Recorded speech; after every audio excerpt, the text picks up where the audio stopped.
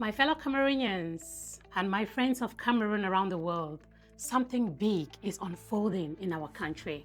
Welcome to another episode in which we analyze the current happenings in Cameroon. Thanks for joining me.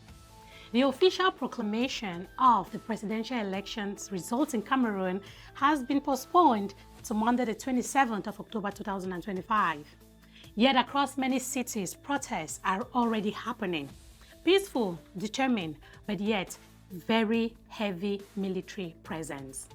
So today, we're asking one question. What exactly is the regime afraid of? That's the big question.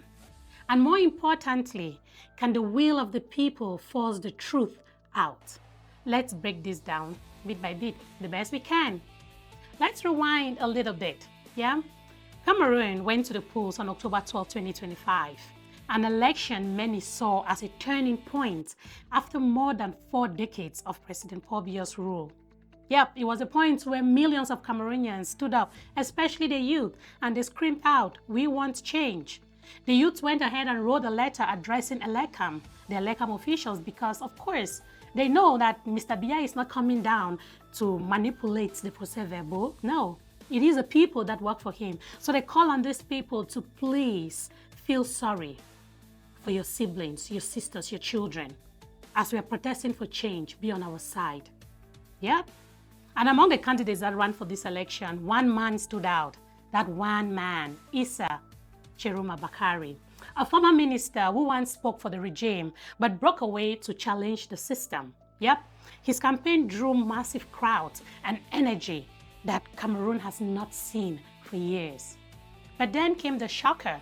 Before the Constitutional Council could announce the official results, Issa Tchiroma Bakary declared himself the winner, stating that he had won more than 50% of the votes across the nation. Yeah. And that is when everything changed. Yep. The proclamation of the results, which was supposed to have happened sometime this week, suddenly got postponed to Monday. Yep, I believe that must have been as a result of Issa Tchiroma's speech. Meanwhile, reports started coming in. Peaceful protests across major cities, Yaoundé, Douala, Bafoussam, Ngoundéré, Gida. Yes, the people are on the streets. But instead of listening to the people, the government sent out the military. Yes, that's their only power. The same young soldiers whose brothers and sisters have just voted days ago, now they are being told to stop them from protesting if the results do not show what they voted. So the question we all have is simple. Why? Why are they so scared? Why the internet blackouts? Why the arrest of young protesters? Why the warnings not to go out on Monday? Why are they scared? Why are they stopping them? The answer, my friends, I wouldn't lie to you, it just might be this. The regime fears losing not just power, but control over the narrative.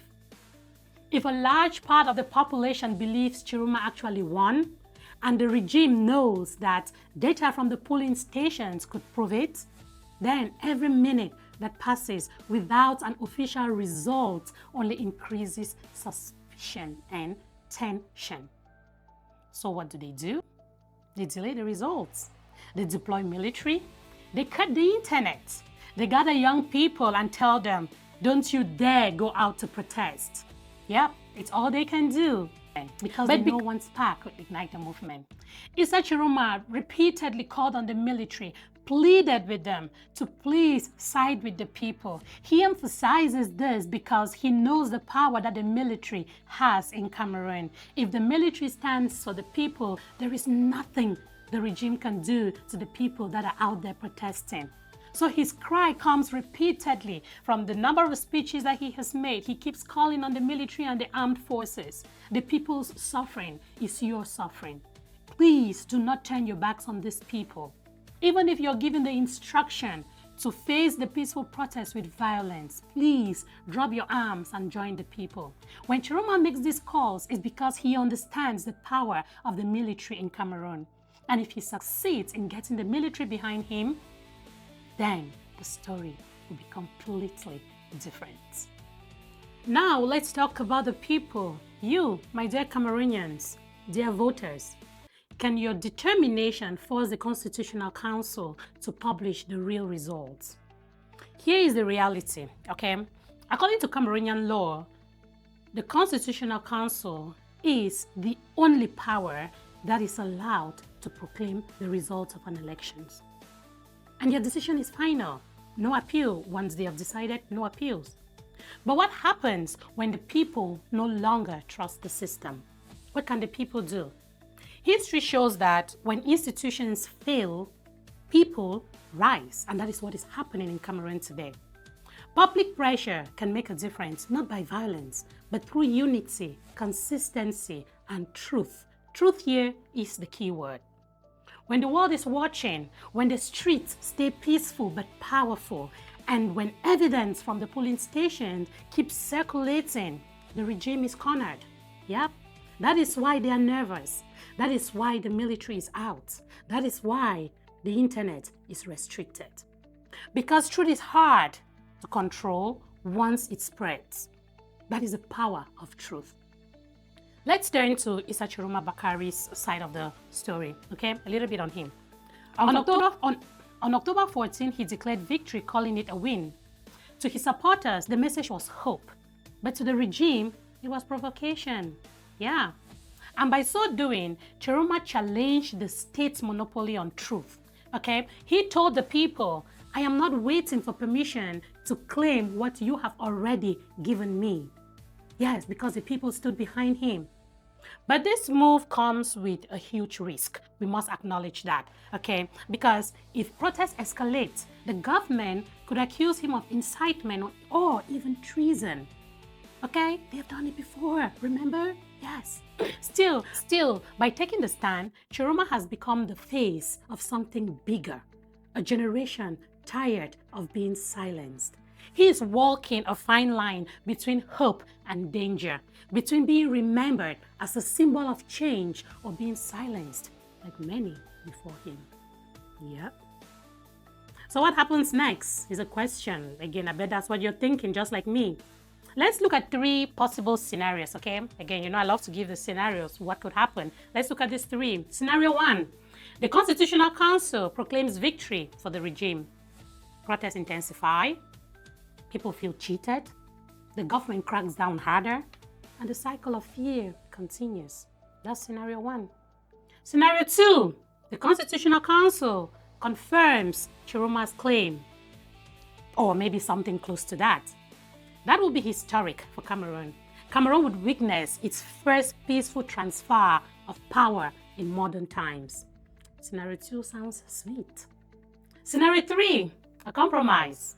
A contested result that leaves everyone unsatisfied. The country enters a tense political stalemate where real battles are moved from ballot boxes to the back room. But whichever way it goes, one thing is clear, Cameroon has changed. The youth have spoken, finally. The silence has been broken. And even if the regime wins this round, the people now know the power of their collective voice.